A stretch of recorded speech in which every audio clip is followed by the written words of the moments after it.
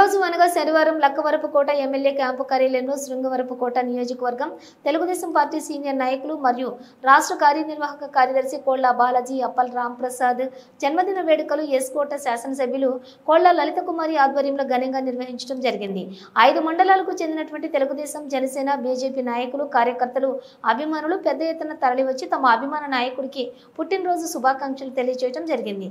ఈ కార్యక్రమంలో నియోజకవర్గం కూటమి పార్టీల ముఖ్య నాయకులు, కార్యకర్తలు మరియు తదితరులు పాల్గొన్నారు.